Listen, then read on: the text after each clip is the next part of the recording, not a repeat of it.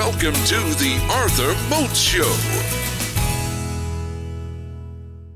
Ladies and gentlemen, welcome to the Arthur Moats Show. And today, we get to have one of my former teammates, good friend of mine, 6-year NFL veteran, Denver Broncos, Tennessee Titans, Pittsburgh Steelers, and the Baltimore Ravens. He's currently number 59 for the Arizona Hotshots of the Alliance of American Football, a.k.a. the AAF, Steven Johnson. What's up, baby? How are you doing today, Stevie J? Oh, I'm doing good, man. Thanks for having me, man. Hey, man, I appreciate you coming on the show, man. Saw you, your team coming off a huge win in Week 6 over the once undefeated Orlando Apollos. Y'all guys won 22-17, and you balled out, Yes, baby. sir. You balled out, man. 12 tackles, an interception. Just talk about how you feeling after the big win. How's the team feeling right now? Shoot, we feeling good. We went into that game knowing that it was a must win. We had previously went against those guys during training camp and the scrimmage, so we had a little bit of confidence there. But we knew that throughout the week we had to do work hard, really study film and try to dial those guys up. So when we went out there this past Saturday, we were out there trying to call their plays. You know what I mean, from a defensive standpoint. Yeah. So we were just out there really trying to prepare, and it paid off for us, and we ended up getting the W. Absolutely, man. And to touch on it, man, this was your first game back from injury. So how did you feel health-wise? You felt good?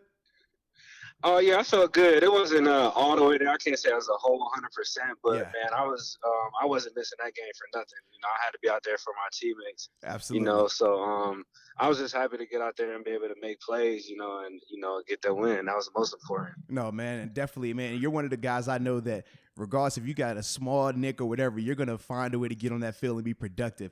And speaking of your productivity, yes, sir. man. Yeah, always. And speaking of your productivity, man, you've been balling out, man. You're third on the team in tackles right now. You're leading your team in interceptions. So what would you say has been the main reason for your productivity this season? I really just, try to study my opponent each and every week. In the NFL, I learned, that being around, certain guys and how they are professionals, how they go about their weeks, and how they really study their opponent. I really try to take that on in the AAF. And every week, I just try to continue to get better. And it's just all about making plays, because everybody in this league wants to get back to the NFL. Definitely. And me in particular, definitely wanting to get back. So I got to go out there and make plays. So I got to, do what I have to do to put myself in the best position to do so. No, absolutely, man. And I want to touch on that a little bit too, man. You're a guy with 6 years NFL experience. So what led to your decision to play in the AAF versus going to another league like the CFL? Honestly, I didn't really necessarily want to play in the AAF right away, just because, I was like, man, I'm an NFL guy. I'm a vet. I've been in the NFL for a long time. And the CFL was never really an option to me. I didn't want to leave the country to go play football because I didn't want to get trapped up there. Yeah. But when the AAF came, man, I just kind of thought about it. I sat down and hit me in the middle of the night. And I was like, you know what, I'm going to go, play in this league and ball out and then go right back to the NFL. And I didn't want to miss a whole year of football, sitting out for a whole year.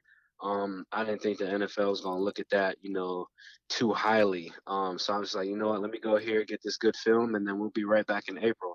So, I like to call it the intermission, in my 12-year career. That. Okay, I like that. So, yeah, this is the intermission, and I'm, going through this right now. And it's been fun, man. It's really brought the joy back of the game for me.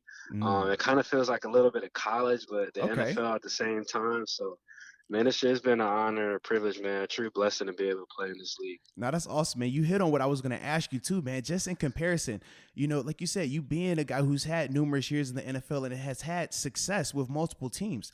How has that experience been in comparison to the NFL?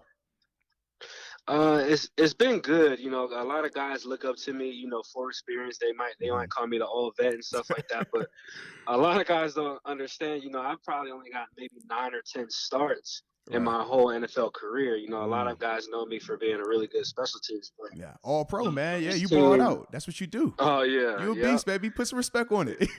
Yeah. I'm a super good special teams player, but I was like, you know what, man, like when I go back, after this intermission for these next 6 years of the NFL, I want to be a starter. Absolutely. And, this is kind of like, me going back to being the starter again, and making plays and stuff like that. And it was kind of hurt me that, I sat out for those 2 games or whatever, but it would probably behoove me to sit out because I wanted to make sure my hamstring was 100%. Yeah, And now I'm out there now, and I got to make plays. That's what it's all absolutely. about. No, man, 100%. And honestly, I feel like the AAF has been talked about a lot. And if you're a fan, if it was a fan that was on the fence right now about if they should watch the game or not, what would you say to them? I say you definitely got to watch the game. Number one, because it's real football. Mm-hmm. You know what I mean? It's going to be a lot of offense and defense, not a lot of special teams, and Yeah, not a lot of TV time. It's not a lot very of day true. time. The game continues to keep moving. And then you get the inside access where you're inside the locker room and stuff like that. So Mm-hmm. you can see some of the adjustments that are being made, or you can see how the team is getting pumped up and stuff like that. But, I mean, you got real talented guys out there. I mean, guys who play anywhere from 3 to 10 years in the NFL, Oh, all out there, absolutely. competing. And getting down to the stretch of the season right now, I mean, especially in our conference, in the Western Conference, you got a lot of teams, battling for playoff spots. Mm-hmm. And, the Arizona Hotshots, we're looking for ours. So we got some big games coming up, and you definitely going to want to watch it. We got primetime games coming up, so definitely got to tune in.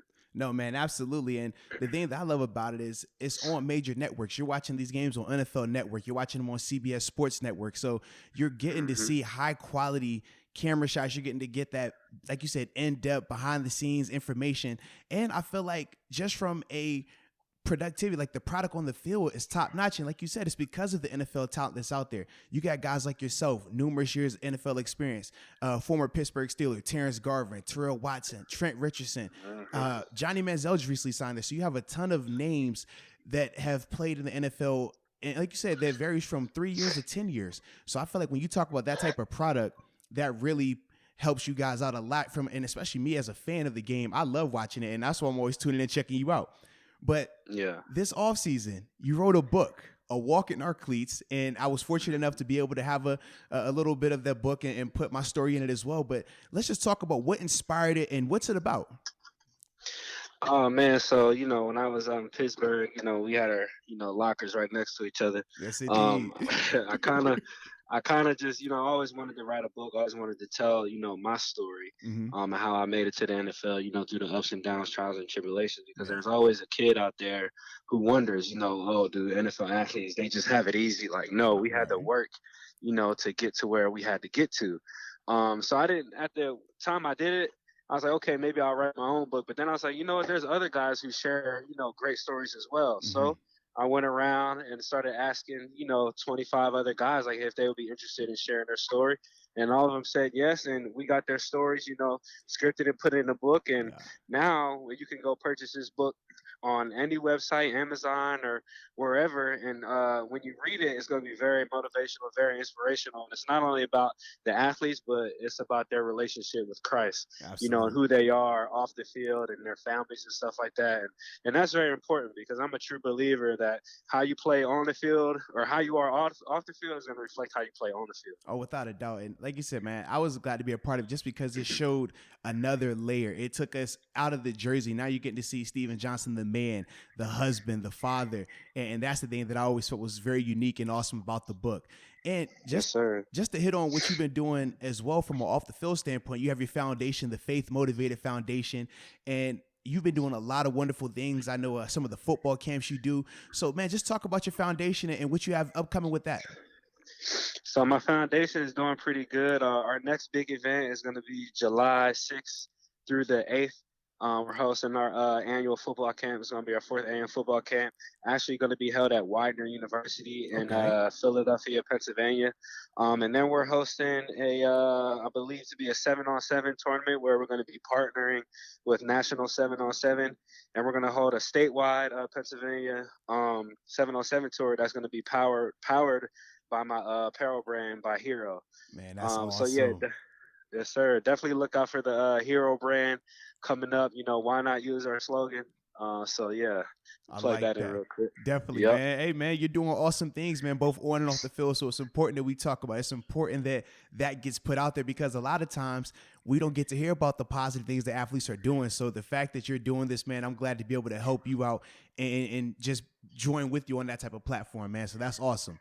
So yes, sir. So my last question, man, your team is 3-3 right now. You're second place in the West Division behind the San Antonio Commanders with 4 games left in the season. What's going to be the key for you guys down the stretch in order for you guys to make that playoff push?